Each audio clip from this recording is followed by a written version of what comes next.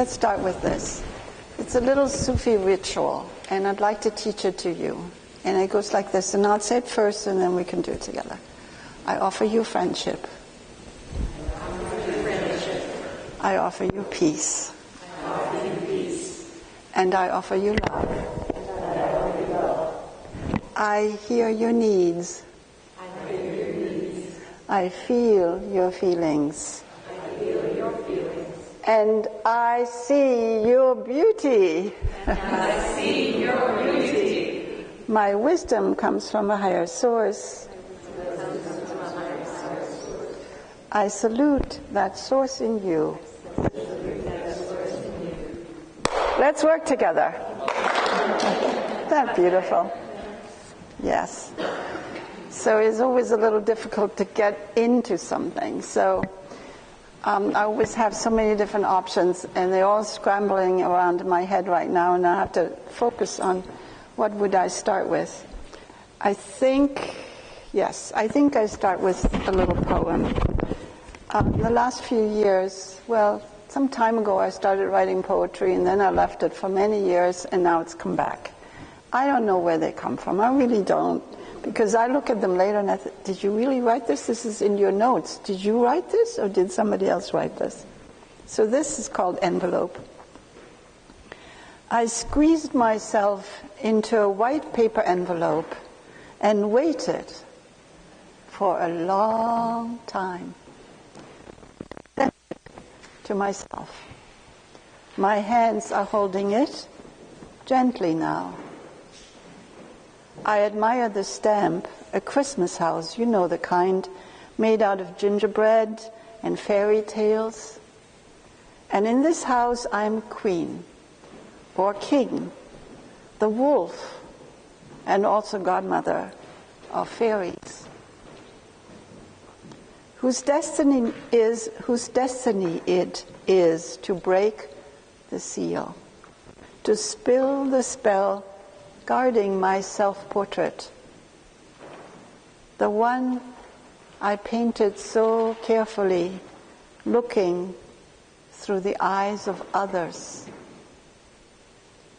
1,000 worlds of secrets evaporate like mist. A morning island is rising, a dewdrop sliding down the blade of grass, a small, true mirror seeing, the spell broken. And then I think I want to continue, and we're sort of going to be all over the place this morning. This, being in the holistic model, you're always all over the place. Okay, so I want to tell you a story that's happening right now. It's not a story, it's a true event. My sister, who lives in France and who I'm very close to, her husband Pierre is at this moment transitioning to another world. And they have a very special relationship. And so in the morning she calls me and tells me if something has happened with that interchange of ideas that they've had all of their lives. So I'm going to read this, what I just wrote this morning. So my sister Aries, her name is Aries. She's a really fiery Aries. My sister Aries' husband Pierre in France, we think, is ready to leave the planet. As he seems to travel back and forth between worlds now, Pierre returns ever so often to report back to Aries.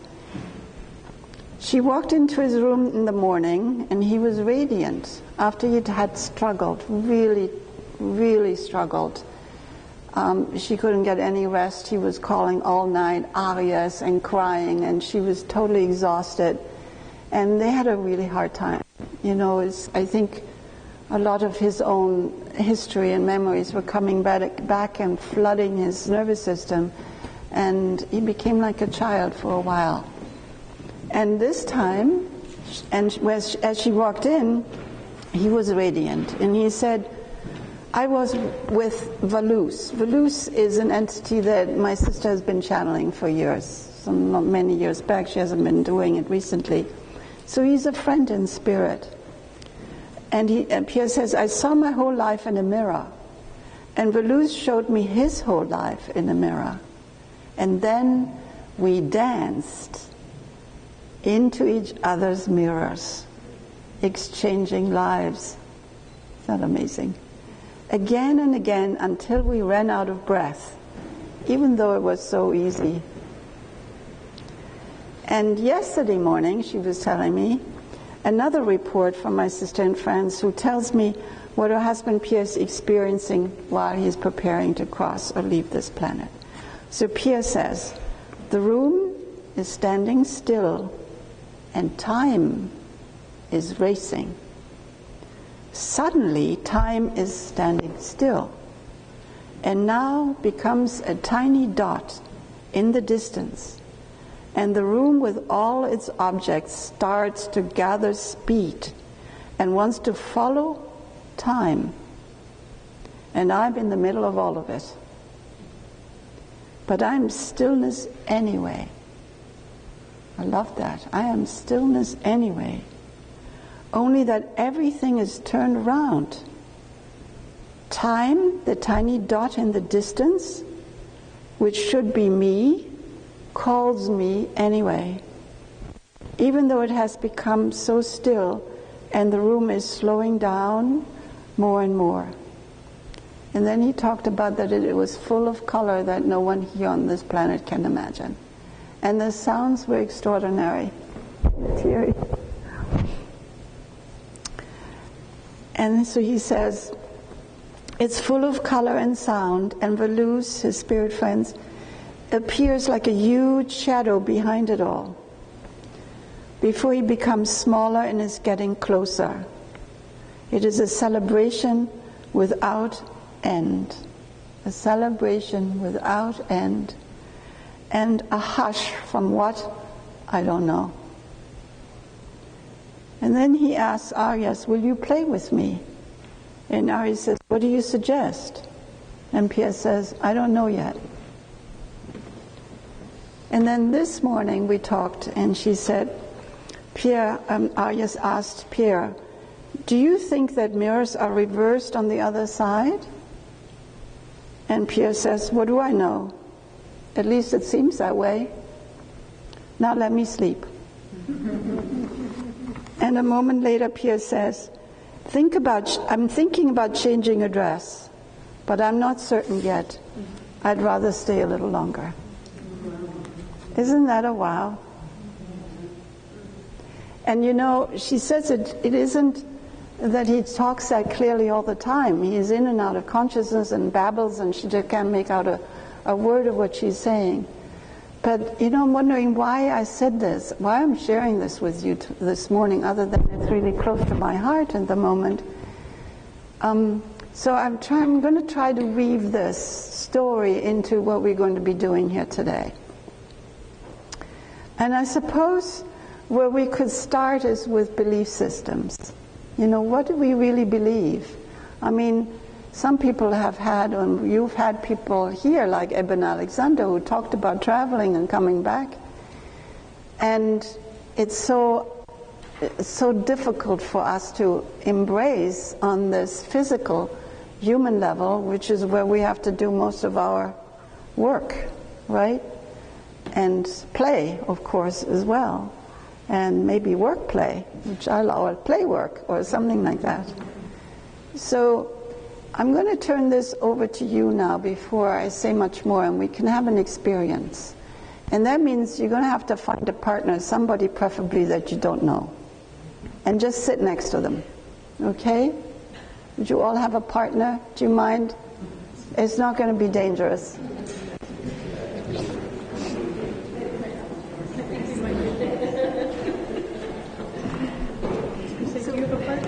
Since I don't know you, can I do something? Oh, thank you. Never mind. You're so popular.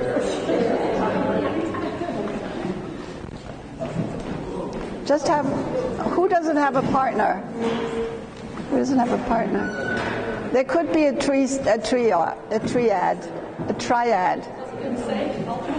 There could be a triad, so don't worry. Oh, there's Cliff. Sorry. Joe. Joe. Joe, you can work with Joe.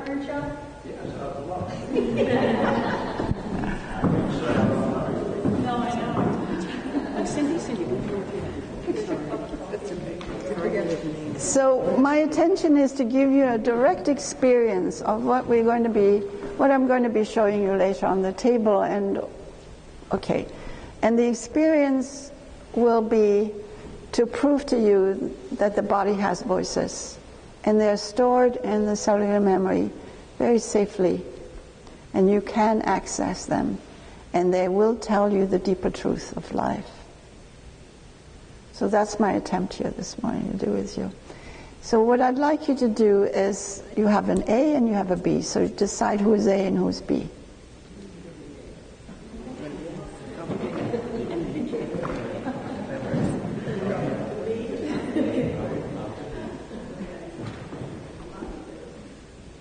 Okay.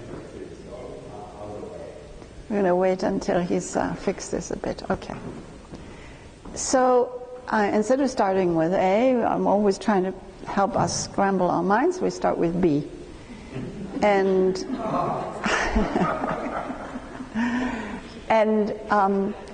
B is going to tell A is the active listener. You don't have to say anything. In fact, it would be good if you didn't say anything. You just listen.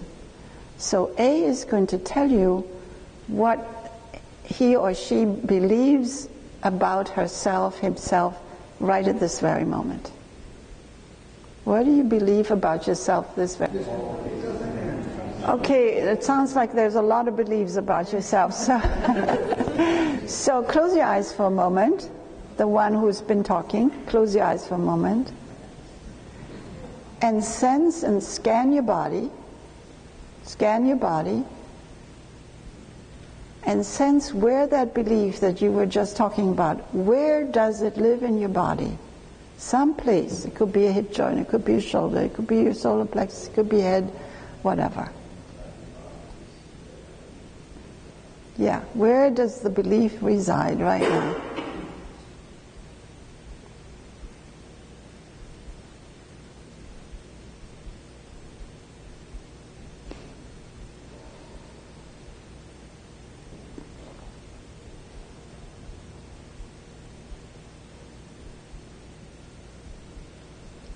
And once you have located it in your body, see if it has something to contribute to this story you just told to your neighbor, to this belief system that you just revealed to another person. Does it have something to add? Does it have something to say? Meaning the body consciousness and the cells. And then when you're ready, share that with your neighbor.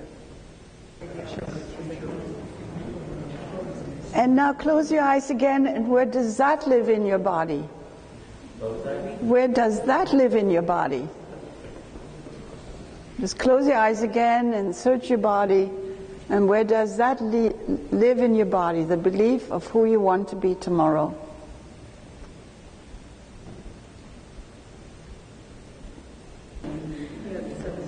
Now you can see we can probably spend a few weeks with all of this. But now we're going to switch. And the questions are going to be different. And I don't really know what they're going to be yet, so I'm going to think about it. Okay, so the other person checking in, and ask yourself, what did you believe about yourself last Monday?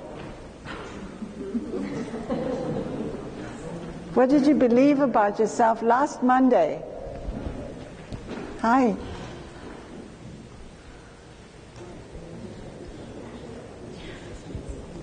And then close your eyes for a moment and see where that lives in your body, what you believed about yourself last Monday. Again, you wanted to tell me about where in the body he told me. He already did, but he can add to it. Well, you switched roles. Yes. Okay.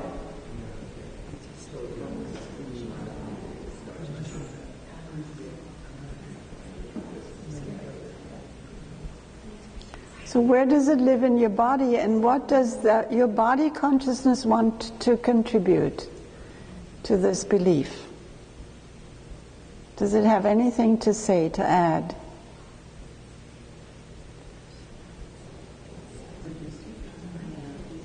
Okay, one more.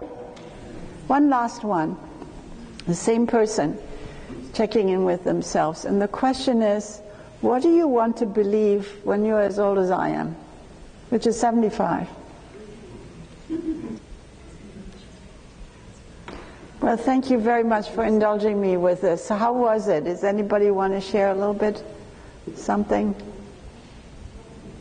Yes? Well, after I heard the first part, it's like I just wanted to run so that I wouldn't have to do it myself too. And I have some experience with that, like it's a 1/4 inch of water and you think you're going to drown. So I let myself be there for it. Well, good for you. And it was really unique. I enjoyed being able to get that perspective. What was unique about it? What did you find? Well, when I went back, I was the second one. I went back to look at Monday. I found that I could trust myself in the world.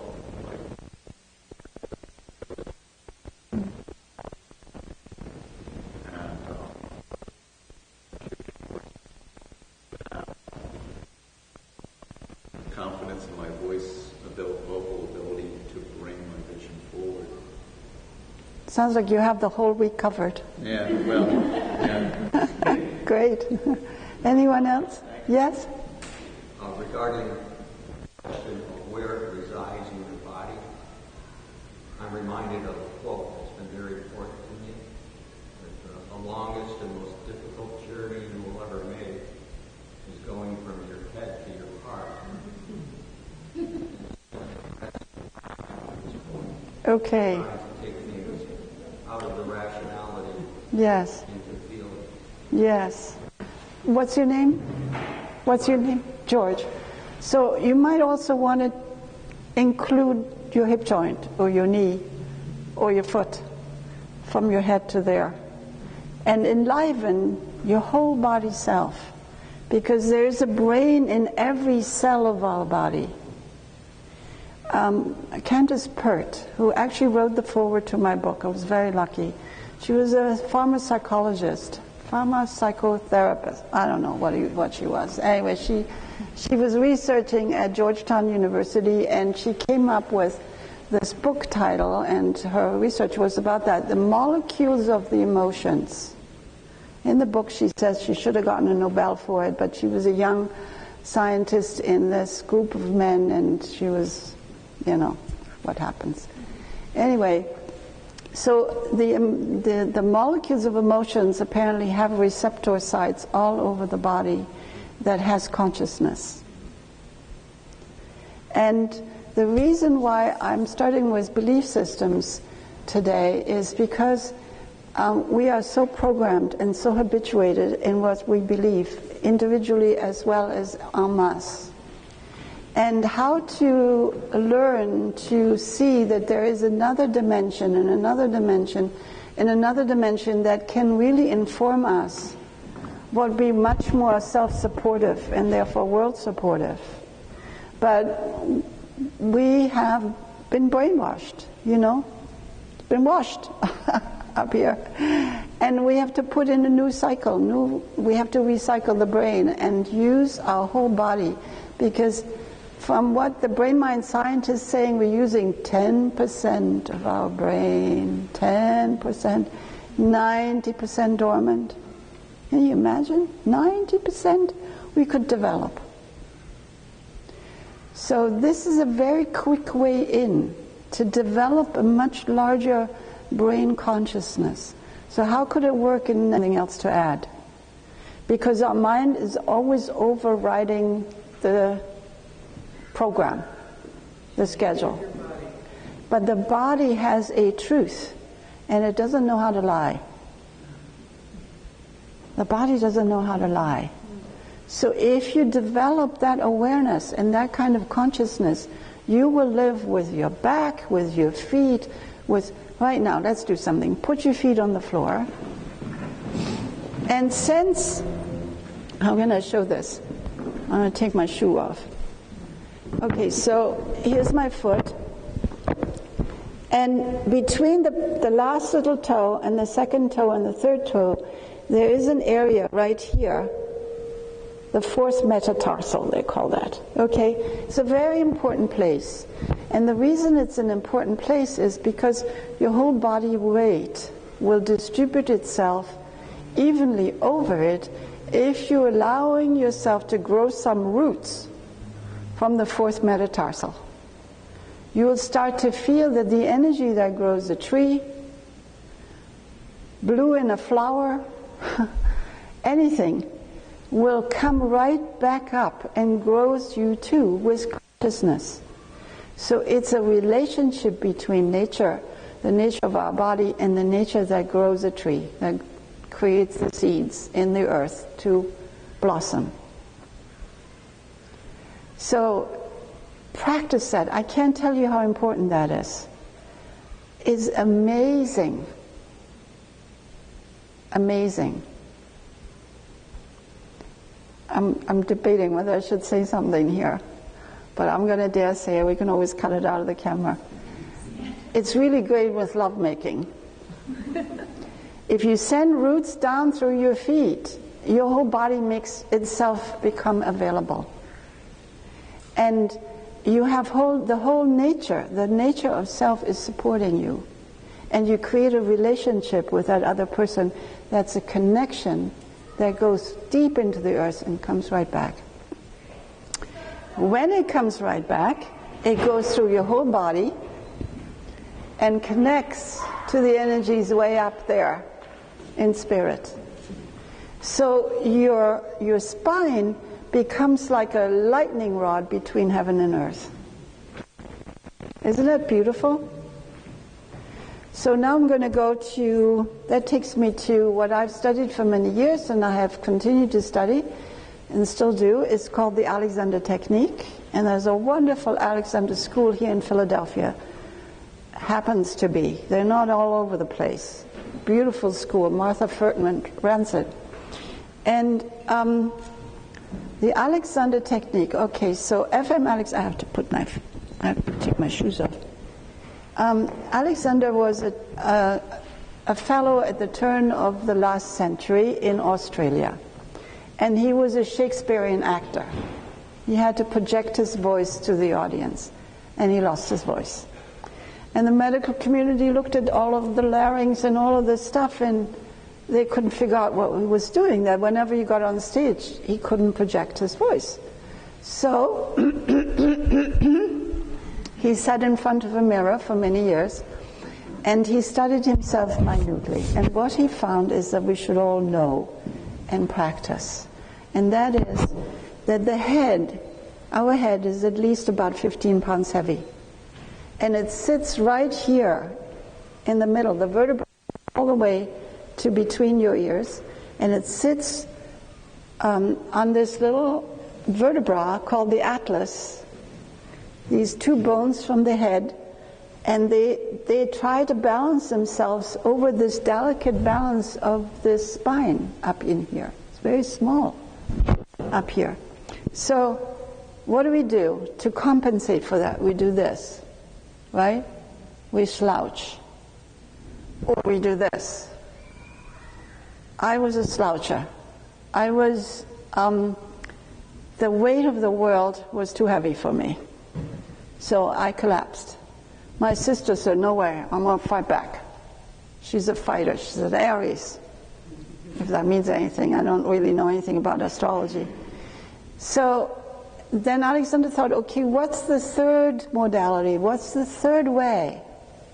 The middle way, the Buddhists would say. What is the middle way that helps me to lengthen so that all the vertebrae are riding on energy cushions instead of being collapsed on top of each other or held in a vice by muscles when you stiffen? Okay, so what's the third way? How can I learn to balance this 15 pounds over my spine so that I don't have to do this and I don't have to do this?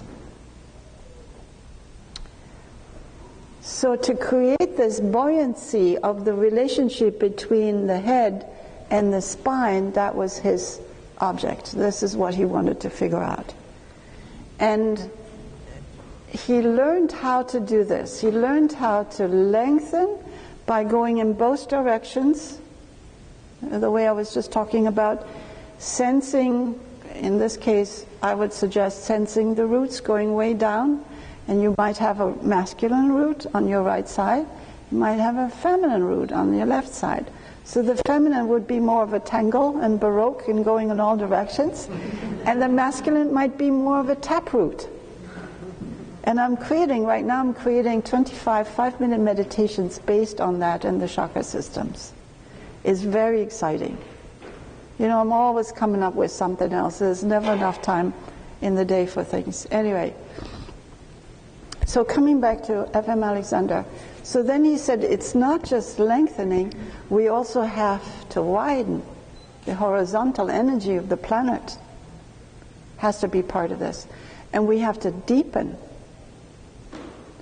So there's a nice metaphor. We have to deepen in our soul consciousness, right?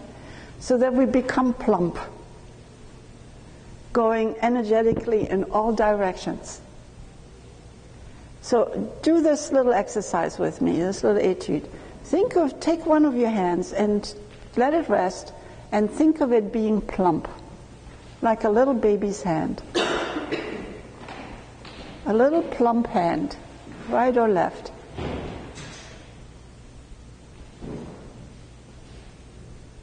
Little plump hand. What happens? Anything? I'll challenge you to practice that at home. And the other thing you can practice is also bones, muscles, organs, they all have consciousness, as we just discovered that the molecules all have awareness on some level. You know, the molecules making up, well, we'll get to that a little bit later. I'm getting a little fuzzy here. So you could get, for instance, into saying, okay, I have a bony self. Now, how would I walk with a bony self? I mean, the bones are being held by energy, so how would I walk with just a bony self, or move from the consciousness of a bony self? How would I walk with the consciousness of an organ self, organic self? They're squishy and liquidy, so, just go like this all over the place, right? So play little games like that with yourself, because we have this body, this amazing miracle, 24/7. Why do we ignore it so much and then have to take it to the doctor and say, fix it? Give me a pill. I don't want to deal with it. Just fix it. Well, your body's not going to like that too much, because here comes to the next part of it is the methodology that I practice is based on Fritz Perls' work, Gestalt therapy. Gestalt in German means form or composition. And what he discovered, he was a therapist. He came from Europe and ended up in Estland, beautiful spot in Big Sur, California, and lived there for many years and taught there. And I studied with 3 different first-generational teachers that studied with him, Gestalt therapy. And what he believed was that anything you can make a connection with,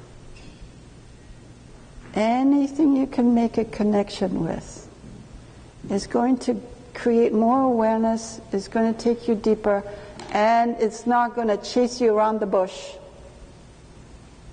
So you'll see that in a moment when I work with somebody on the table, to make a connection with the voices of the body, help that body to feel, oh, thank God she's finally listening. Thank God he's finally paying attention.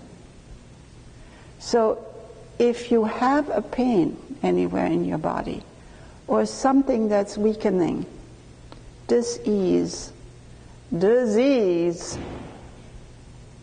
go to that area in your body and talk to it. Have a dialogue with it. Let it be part of your consciousness. Because even then, if you still have to take it to the doctor, you're not going to come from that model, you got to fix me for me to be better, but you're going to use that practitioner to help you create a larger consciousness. You're going to be part of the healing journey, and you're not just giving it to the responsibility of somebody else. I'm doing a lot of lecturing here. Where are we going to go next? Let me look at my little sheet so I won't forget anything. Okay. Okay, well, just one more modality that I'm going to add to this. So, Alexander's technique gets communicated through touch. So if I am connected to that lengthening, widening, and deepening, and then touch you, my hand is going to speak of that experience inside myself. And your body is going to remember it and read it.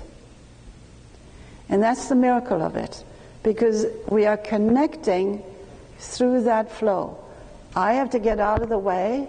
All I do is have my body available, my consciousness available, and then say, whatever happens here, I'm not responsible, because there's a much higher energetic consciousness available. I will never know you, no matter how long we know each other. You are the only one who will ever know you. So, my advice is not going to make any difference in your life. So therefore, we're not setting up a hierarchy. So I don't call myself a healer or a rearranger of energies or any of that. I get out of the way, because only you can heal yourself. And if I don't set myself up as a healer, then you're not going to look to me and say, she can help me. And we have this up and down position. But rather, in this moment when I'm working on the table, I am taking care of myself. And that's all I have to do. And of course, I use the skills that I've learned over the years of how to ask the question, where to support the body, etc. Yes, I do all of that. But I'm not attached to an outcome. It's your journey. If I get attached to an outcome, then we're in trouble. Then my whole helper syndrome is coming up. You know, the reason I got into this job in the first place. And I give myself away until I burn out. And I don't know how to take care of myself anymore, because the other person is always more important than I am. It doesn't work. Healing doesn't work that way. Everyone has to heal themselves. Yes, and there are thousands of wonderful practitioners who can help you with it. But in the end, it's your consciousness you want to become aware of. And that includes the body. The third modality that I work with, and then we go to something else, is Moshe Feldenkrais' work. Moshe Feldenkrais is a very interesting fellow. I am not a Feldenkrais practitioner, but I've studied it for many, many years, 25 years. And this morning, before I came here, I was on the floor doing Feldenkrais awareness through movement experiences that, you know, I've taught myself, and I've listened to many, many practitioners. And I'll tell you how it works. So Moshe, little story. He was 14 when he left Russia, persecuted as a Jew, and walked to Israel at 14. And he took a gang of kids along the way with him. They all walked to Israel. And make a long story short, he became an engineer, very smart fellow, moved to Paris and had a judo accident. And this is a very important story. He injured his knee. And the medical community says, oh, we can fix this, maybe. And there's a 50-50 that you will walk again. And he didn't want to accept that. And being an engineer, a very curious mind, he figured out, okay, so the knee became the weakest link. So when I did some kind of a movement, the knee was the one who gave up, took the brunt. And then he thought, okay, if the knee had been connected to my whole body, then I might have been able to fall and roll with my whole body supporting me. But the knee did not know how to accept the support of the whole body. It lost the connection. And I imagine the reason for that was because he was a survivor. There was no support for him. He was alone at 14 walking to Israel. You know? So that consciousness lodged itself somewhere in the body. And when it became under stress, physical stress, it gave up. He was the first one that gave up. So he created hundreds of what he called psychophysical movements, and they're very slow. That's, for instance, this morning I was lying on the floor, and I had my arms across because my shoulders were tight, I had my arms across my chest, and I was thinking, okay, how far is this movement possible? And so it stopped right there. It wasn't going very far. I could have pushed through it. I could have gone over there, but I would have stiffened even more, and my hip would have stiffened, and my foot would have stiffened. So I went very slowly, retraining the connection between brain and body, and say, okay, I'm not going to push you. I'm going to come back and wait for a moment. And then we're going to try this again and see how far you're ready now. It's like working with a small child. So if you want to retrain your psychophysical experience, you start with the younger self. And now we're coming to the inner child. And now I'm going to include, are you getting bored yet? Okay. Okay. So I'm going to come to my own story. So as well. As small children, we come into the world like this little incredible miracle of an organism. And we try to figure out the world. And we come in through touch. You know, somebody's going to take us out of the womb with hands, if we're lucky, if it's not forceps or something. And the first language you experience is through touch. And the skin is the largest organ, so it goes quick and deep. Of what the hell is this life all about? Right? And before that, you're in the womb, and you're experiencing mom's and dad's emotions. The brain starts to develop in the second month of the womb, when you're in the womb. So there's a lot of emotional genetics that you're bringing into the moment as well, not just physical. Attitudes, etc., what happened during procreation, when your parents made love and created you. That's all part of our DNA. That's all part of our consciousness. It's really amazing, isn't it? Okay, so this child starts to figure out what feels safe and what doesn't. What feels supportive and what doesn't. So when they become a toddler, they're walking and they are amazing. The brain is just multiplying. I think it's 70% in the first 7 years or something.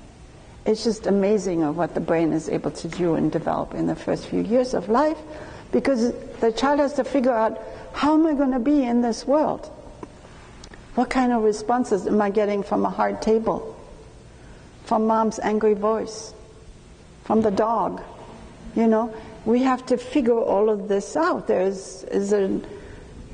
We bring probably consciousness with us from another world, but to be able to exist in this physical reality is a huge undertaking. So if mom's voice is, or let's go to the second year stage. We call that the terrible twos. And the child needs to say no, I don't want this, no, I don't want this, no. And if mom or dad or the people in their life are not available to this no and respect the boundaries of the child, the child is going to withdraw. It's not going to know, this is the second chakra work, it's not going to know when it's appropriate to say no and when it's appropriate to say yes. And that creates an image of self-value. My no is not valued. My yes is not valued. I don't have much self-value. And that blueprint takes us through the rest of our lives. Now, in that time, in that 2-year-old phase, the terrible truths that are so difficult for the outside world to navigate, because some kids really get into stuff, right? And they either become invisible. I became invisible. My sister fought back. So some people become bullies at that time, but the anger goes underground for a while, or they act out sideways with their little playmates. And others, like me, disappeared in nature. Luckily, we had a lot of nature, and that helped me to survive very difficult circumstances. Second World War, parents divorcing, all of that kind of stuff. I don't want to make too much drama out of that life. I just want to say that it's so important that you regard nature as your best therapist. Your best therapist. That's what it did for me. Later on, when I decided to have my own programs, I knew that it had to be part of the healing journey, because that's what saved me. Nature and creativity. Playing in the mud, playing with the worms, playing with the animals, listening to the language of the chickens, etc., etc. So that's holistic, and anything that's holistic is going to inform you on every part of your being, not just the 10% brain, which is useless most of the time. I shouldn't say that. It's very useful in terms of organizing our lives, I'm sure. But we have to destructure more and more our belief systems so it becomes our own. Because if we are withdrawing from what mom wants us, and so I'm just going to go into my own imagination, and I'm going to suppress my feelings because it hurts too much, and I'm going to skip out of my body, and I'm going to play somewhere else. A lot of abused people do that. I work a great deal with sexually abused people. They know how to leave the body perfectly. And in order to come back into the body, it's often quite a journey, because they have to learn, and this touch helps with that, they have to learn that touch can be reprogrammed, and it can be learned to become safe again and even enjoyable. It's a long journey, but it can be done. I see it all the time. Now we'll come to a little demonstration, and I'll need somebody on the table who's willing to do a little sharing, and is not too shy about it because it's going to be on the camera. But I am not going to take you anywhere you don't want to go. Okay? So that's very important. So any time becomes too intense for you or something, jump off the table if you want. This is your session. So do we have a volunteer? One volunteer, 2 volunteers anymore on this end? It's like an auction. 3 volunteers? Okay, Laura? You want to do? Okay, Laura, come on over. All right, Laura. Okay.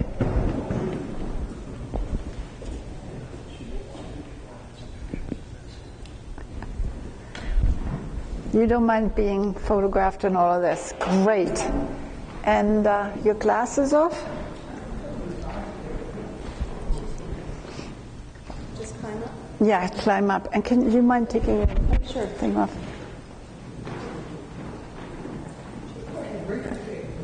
Great. Lovely. Thank you, Laura. Okay. So put your head here, on here. Lying down. Mm-hmm. Lying down.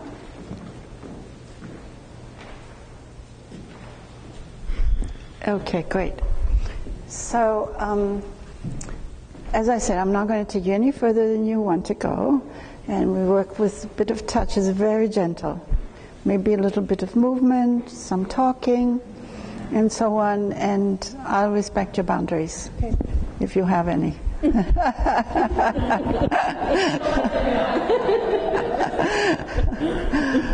Okay.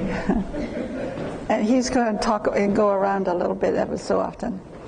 Okay, so I'm going to start with my hands, making contact with her, and at the same time I am sensing myself and see how big can I become, voluminous, tall, wide, long.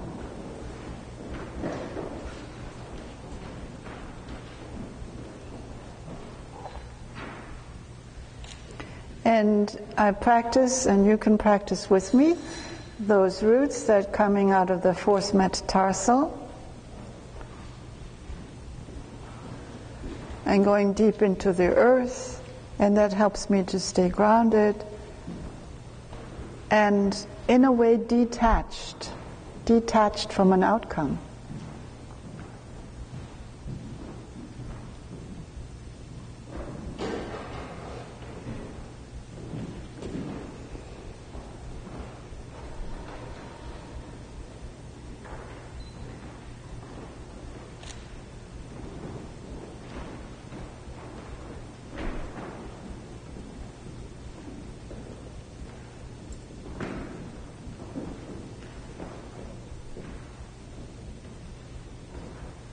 So I'm listening to my hands and I'm suggesting little tiny movements and see whether she wants to come along, and I'm not pushing through her boundary.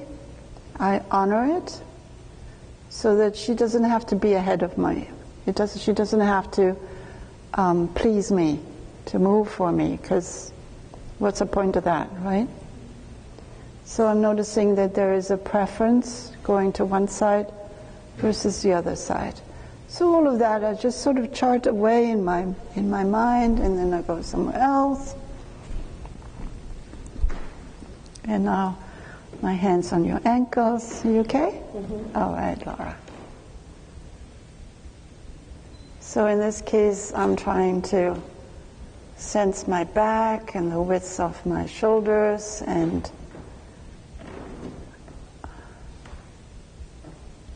how comfortable can I make myself letting my weight flow through my hands. And her hip joints are responding. So now I notice that one hip is a little more available, is already ready for some further exploration. And so I'll go with the one that's already saying, I'm inviting you.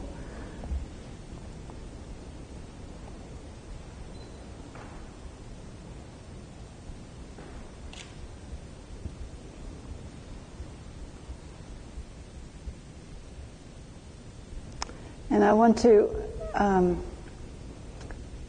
tell you a couple of things that I haven't told you earlier.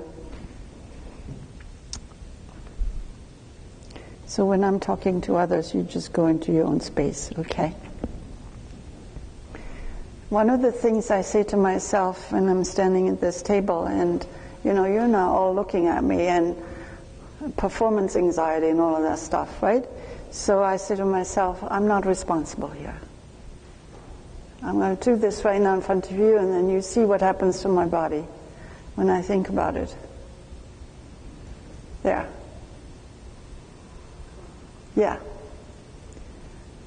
I have to do it again, and again, and again, and I lose it, and I find it, and I lose it, and I find it. It's not I wish it was a one-time thing, but it isn't. It's a constant learning how to be with myself, make myself feel okay, and allow all these voices of the past to go back, recede. No more voices.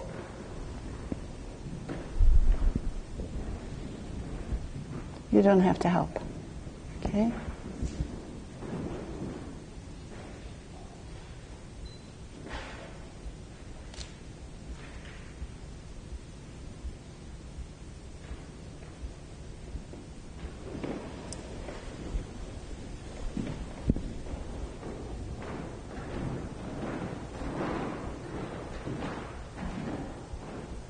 So when I'm touching her feet, it gives me an opportunity to get to my own feet. So she's my teacher.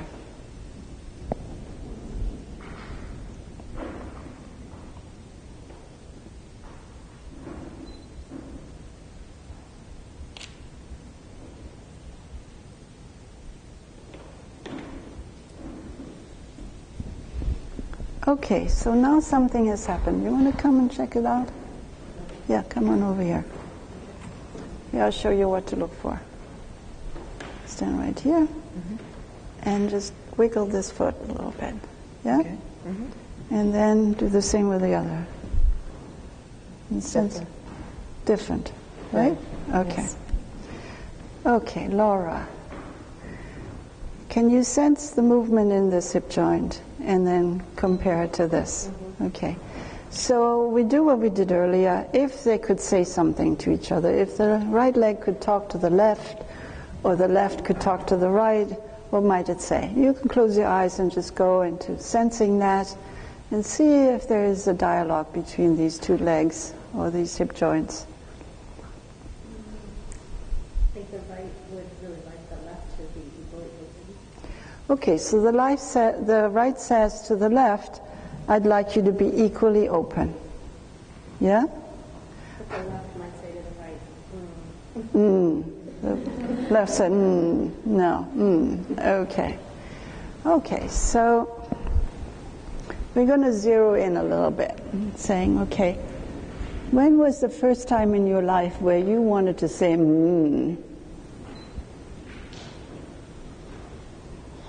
Go back in time and remember a situation of where that might have been important to you to say, maybe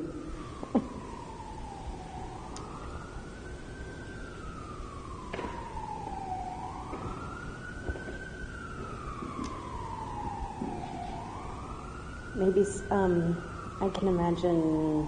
I have memories of being requested to eat my steak. Let's say like a Christmas dinner. Christmas dinner, important dinner, right? And who says, you better eat your steak? Who is it? Both my parents. Both your parents. They wanted to do something nice for you.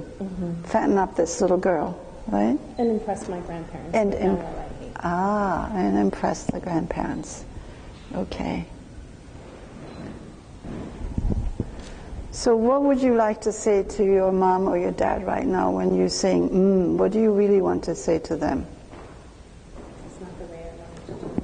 It's not the way I want to do it.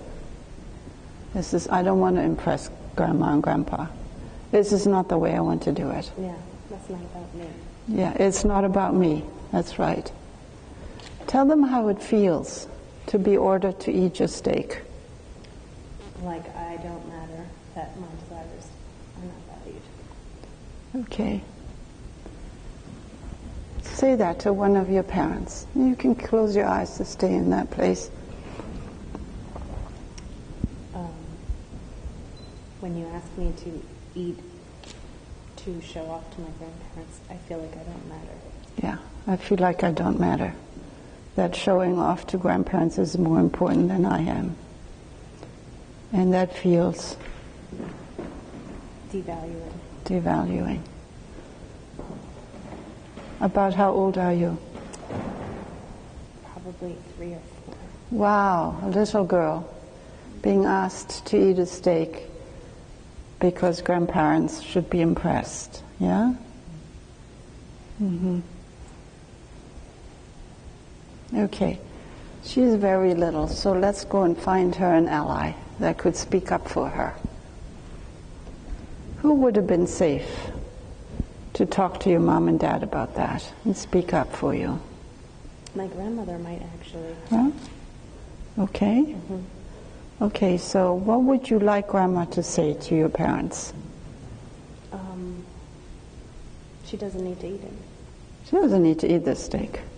It's fine. It's fine. It doesn't matter. It doesn't matter. And what does your mom say?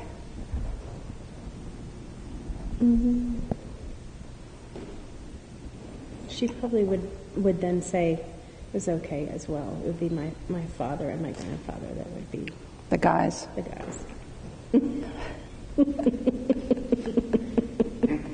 Yes. Okay, what do you want to say to all the guys in the world? It's not about the steak. It's not about the steak. Yes, it's not about the steak. Tell them what it is about. It's about each of us mattering and doing the things that Okay, talk about yourself. It's about me. It's about me and being able to make my own choices that feel good to me, Yes. for me. It's about my own choices that feel good for me, and it's about me. And I'm not here to do tricks for somebody to show off. Okay. I'm not here to do tricks. What does your dad say? Probably begrudgingly would give up Mm-hmm. and call me stubborn. How does that feel? Makes me just want to call him stubborn back. Okay, tell him. Dad, you're stubborn. Would Grandma say that to him? She would. And then he'd just be more stubborn. Hold on, I get something for this foot so it doesn't have to slip. Bag of tricks here. Here's another one.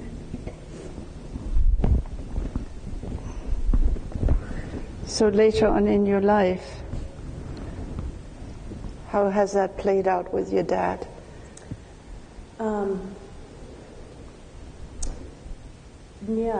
As I became a young adult, choosing things that felt both right for me but also pleased him, and where the line was between those things was sometimes very complicated.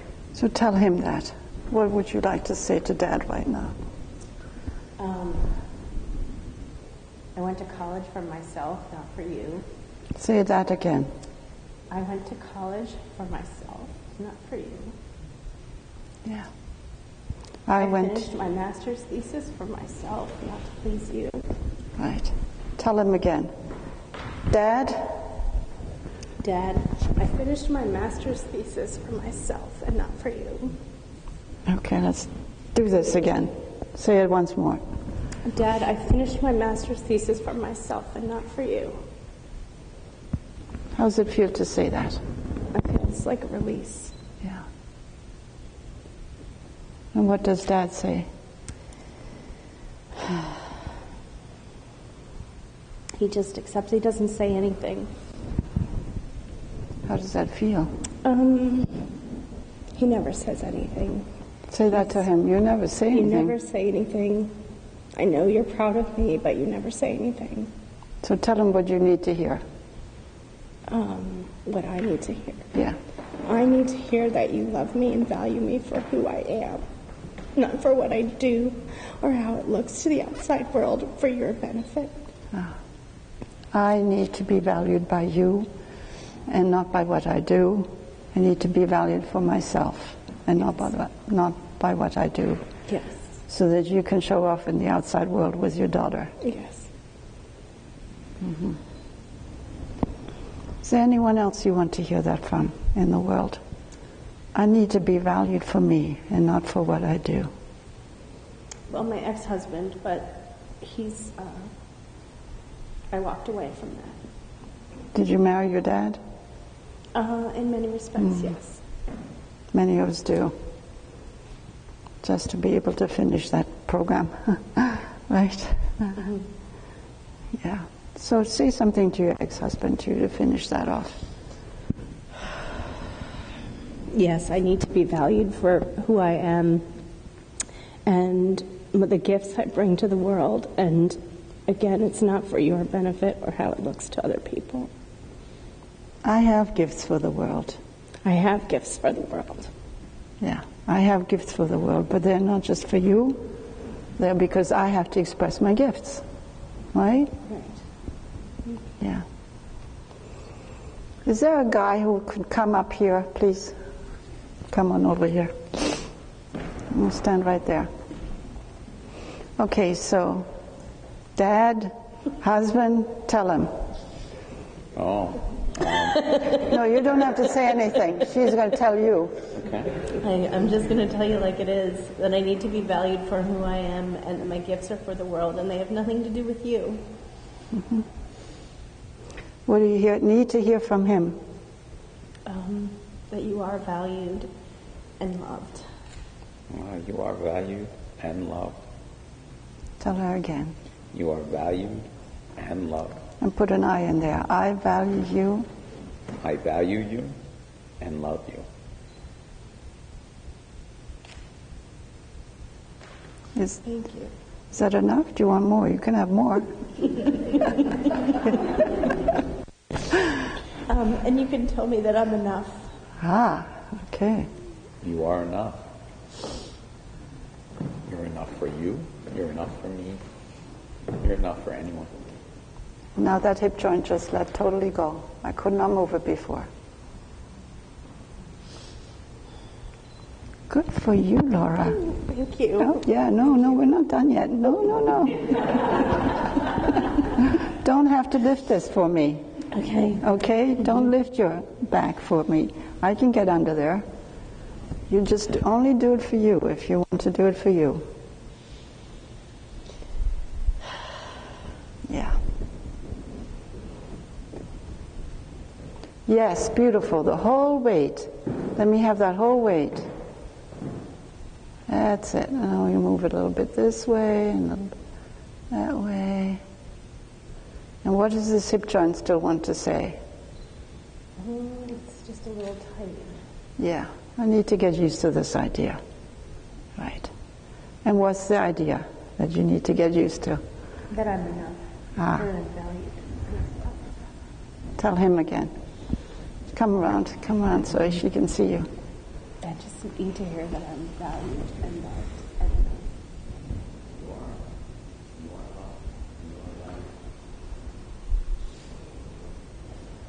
How does it feel to hear that? Yeah. And what does this hip joint still want to say? This one is already more available. Ah, look at that.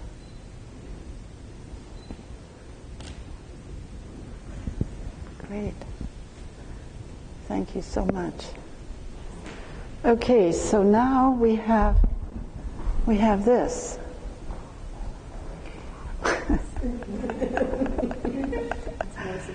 Ah, yeah, and they're moving all over the place. Yes. Okay, so roll over very slowly and come to sitting. Let's see. I'll come bring your legs around here and just sit here for a moment. Yeah, and just have a look around. And they all witnessed, they were all the midwives of the light. And tell them, I have gifts to the world, and it's for me to express them, or whatever you want to say to them. Well, actually, I just want to say I love you all. And yes, we all have gifts to express. Talk about yourself. You don't have to take care of them. Yes, I do have gifts for the world, and it feels good to have them be about me and my own expression. Yes. Hallelujah. Okay. I have a song for you. Okay? Okay. So do you mind sitting here for a little while longer? Okay, great. It's a great song. Okay, I don't have my glasses on, but I think I can figure it out.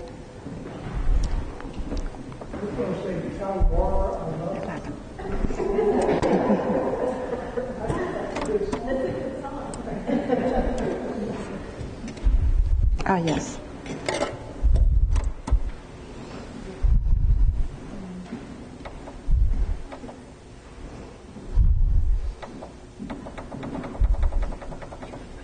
That's it. I got it. So this is Jackie Tice, who did this album and dedicated it to me, and I did the cover.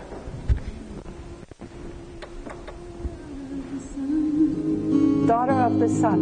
Your light shines in my life, and you are searching for love.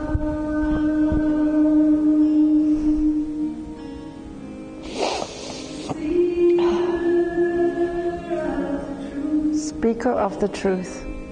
There's so much you have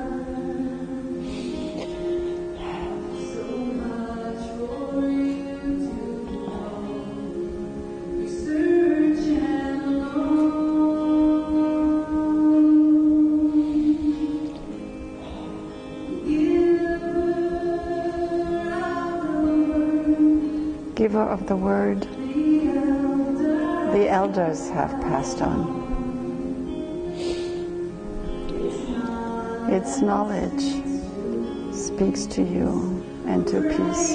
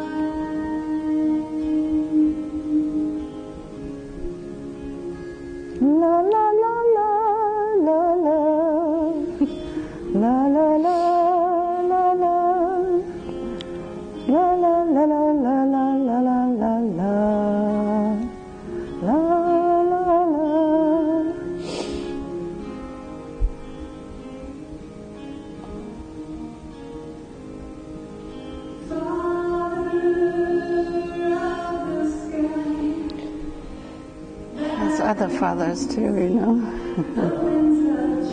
They bring the winds of change, though, those fathers.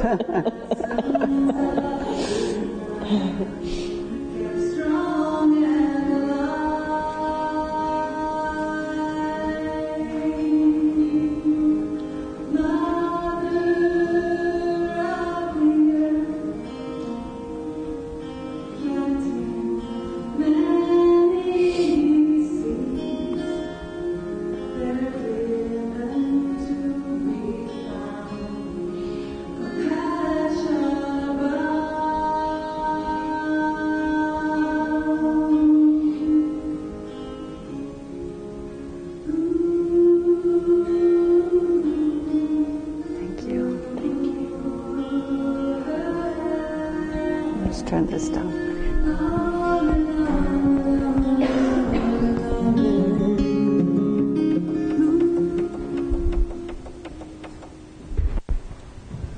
Thank you so much, Laura.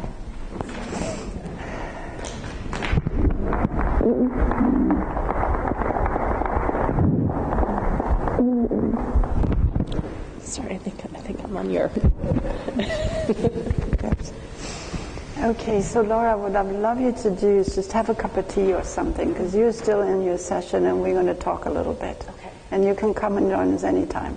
Okay. Okay? And if you want somebody to go with you, it'd be all right too. Okay. Okay, great. So at the end of the session like that, people usually are speechless, but we need a little bit of a question and answer. You told me I need to leave some time for Q&A. So if you have any questions, comments, thoughts, ideas, please. Let's do this part today. I don't even know what time it is. Yes? I'll speak for myself, and I'm curious if others also felt release in their own bodies. We're all connected to this process. Mm-hmm. Yes.